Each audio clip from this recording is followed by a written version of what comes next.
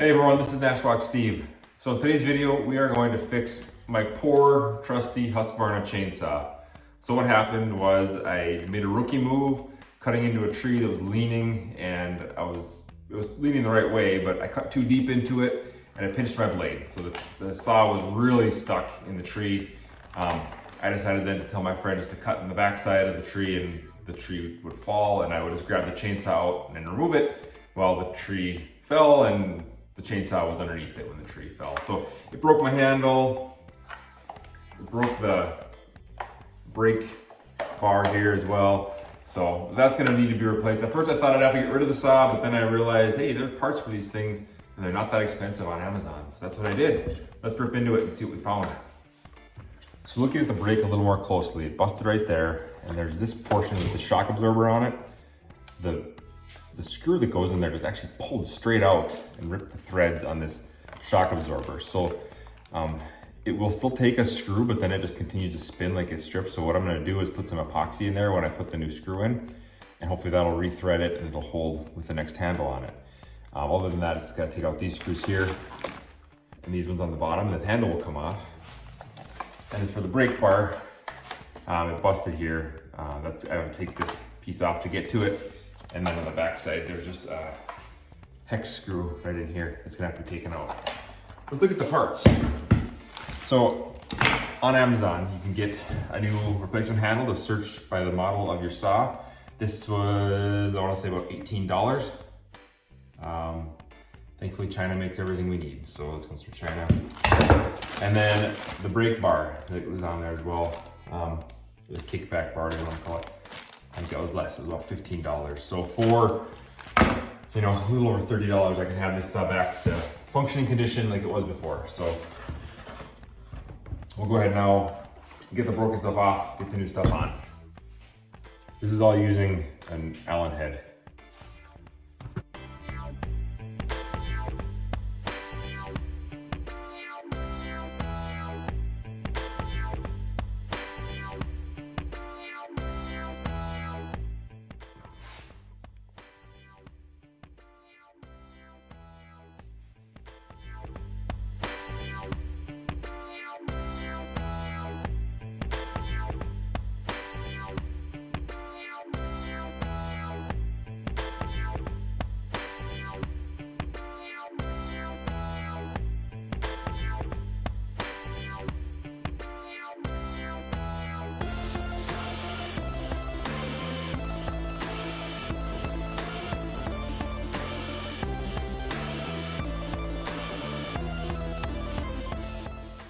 Okay, here's the new piece, unbroken.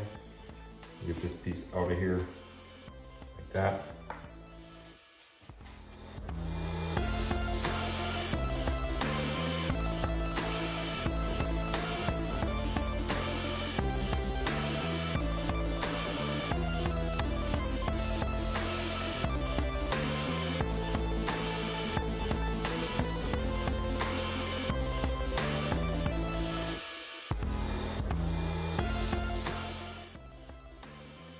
Okay, one quick side note as I was putting this back together, apparently when the saw fell, or the tree fell on the saw, the brake bar did engage and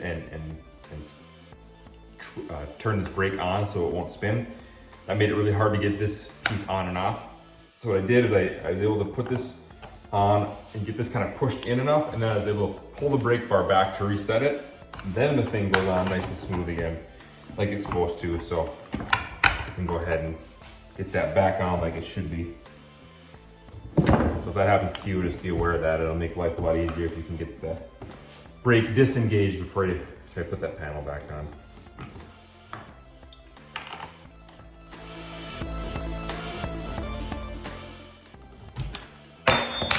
Now the brake bar should work as it should. Engaged, reset, spins freely, locked up. Okay, moving on to the handle. Again, same exact thing we have, we just gotta put the bolts in. This should be pretty simple.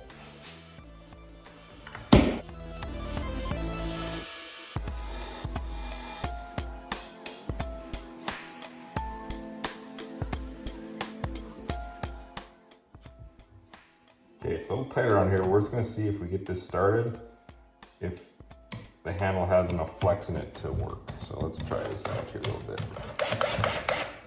Start it in there.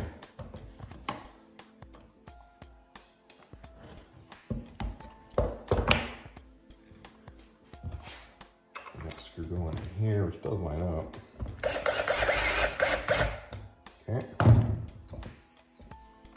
On the underside, see if we can make this happen or not.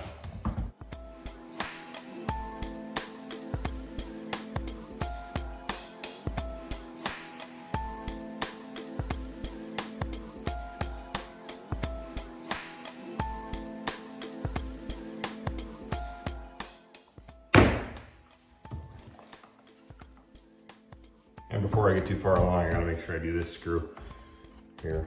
I forgot that one.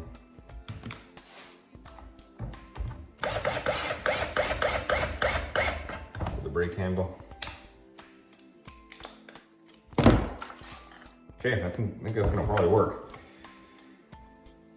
Now for this one here, like we talked about, where I stripped out the piece there, I've got some JB Weld plastic bonder. I'm gonna put that in there and put the screw in, tighten it down, and hope for the best there.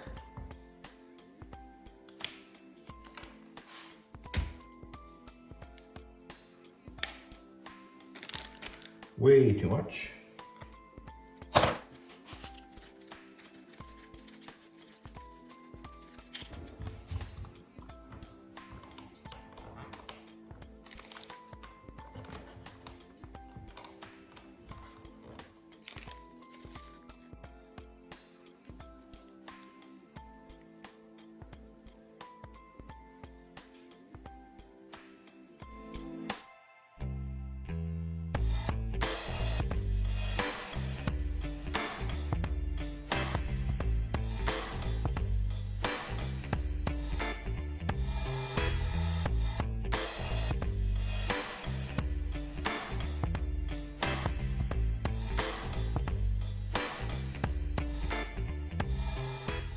Okay, I guess that's really it. We went from a busted chainsaw to one that, you know, looks like it's gonna work again just fine. Back to being a trusty tool. So if you bust up a chainsaw, don't give up hope. You can find the parts usually pretty easily from what I can tell. If you need a pointer, always search for your parts diagram based on your make and model of your saw.